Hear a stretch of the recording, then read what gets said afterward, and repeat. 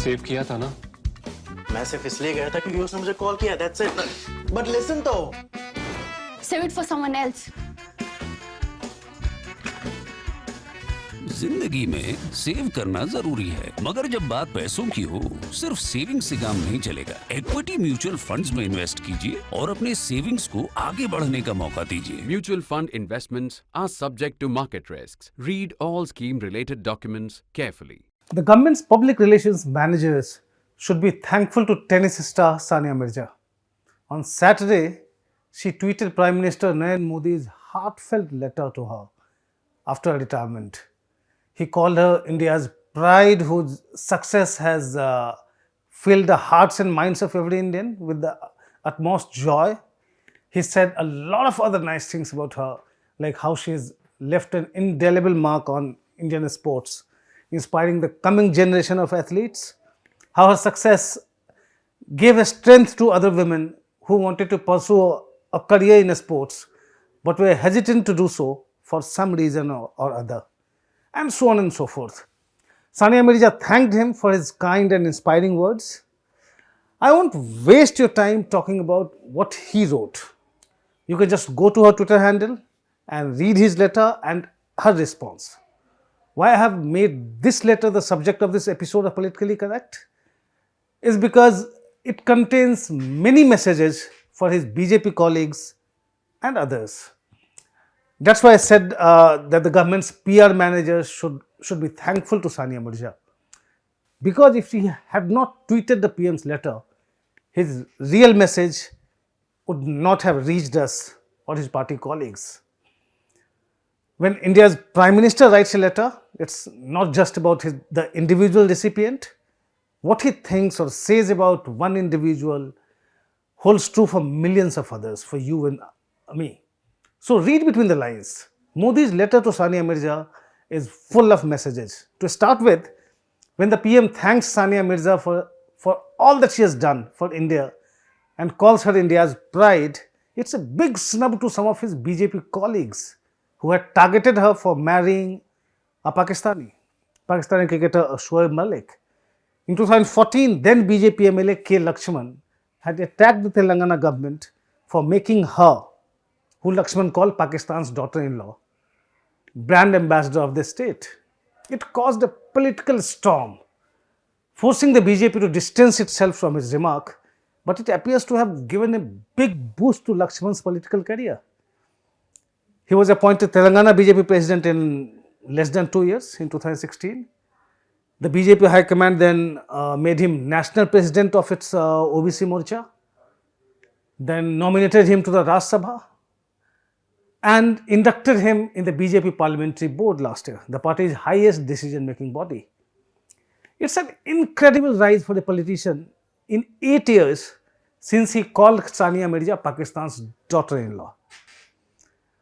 As if taking a cue from Lakshman's meteoric rise, T. Raja Singh, another BJP MLA in Telangana, demanded from Chief Minister K. Chandrasekhar Rao to sack Pakistani Bahu as Telangana's brand ambassador. Raja Singh's demand came after the Pulwama terror attack in 2019. The BJP, of course, maintained silence. A year later, in 2020, he demanded an inquiry into Sania Mirza's role in the killing of a cow in a reserved forest. BJP remained silent again. Ultimately, in August 2022, the BJP suspended him, not for his remarks about Sania Mirza, but for his derogatory remarks against Prophet Muhammad. The party couldn't have overlooked it because it had suspended high-profile spokesperson Nupur Sharma for a similar offence 2 months before. Prime Minister Narendra Modi's letter to Sania Mirza can be seen as a rebuke to BJP leaders like Lakshman and Raja Singh. I won't dispute if some of you who may be watching the judiciary closely interpret his letter to Sania Mirza to argue that PM Modi may be in agreement with the Supreme Court Collegium's view that having a foreign national as a spouse doesn't necessarily have a bearing on national security. It was one of the objections raised by the government against gay lawyer Saurabh Kirpal's appointment as a High Court judge. Kirpal has a Swiss partner. Let me come to some other messages in the PM's letter, stated or unstated. You may remember how India's top wrestlers, including Olympic champions, staged a dharna at Delhi Jantar Mantar. They were accusing BJP MP and Wrestling Federation of India chief Brij Bhushan Sharan Singh of sexual harassment and exploitation of sportswomen. PM Modi and other BJP leaders were silent when these wrestlers were protesting at Jantar Mantar. Many people then thought that the PM was silent because it involved a BJP MP. Modi's letter to Sania Mirza, however, tells us that he does care for sportswomen. In his letter, he said how Mirza motivated women who wanted to pursue a career in sports but were hesitant to do so for some reason or other.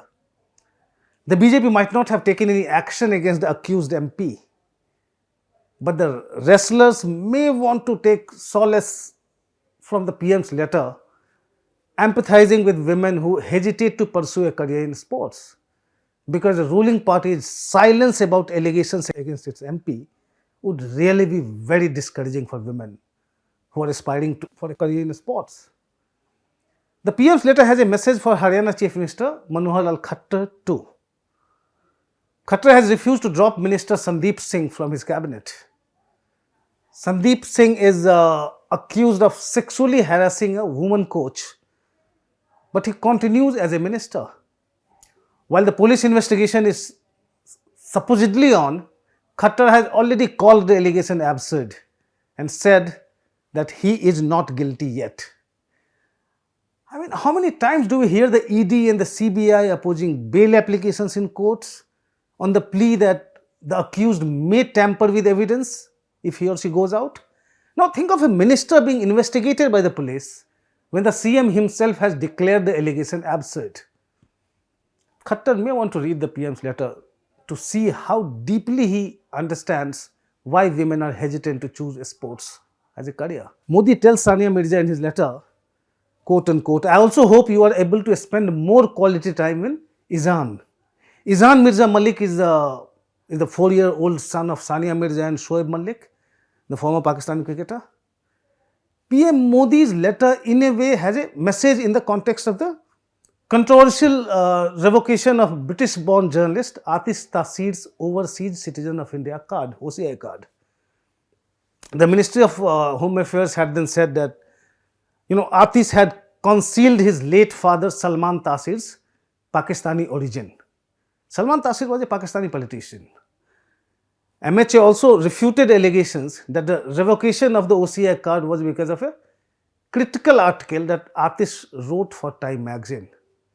Atif and his mother, Tavleen Singh, rebutted MHA's claims, but the mention of the Pakistani Muslim father triggered a storm on the social media, with Tavleen Singh, who was a Modi admirer until then, being at the receiving end.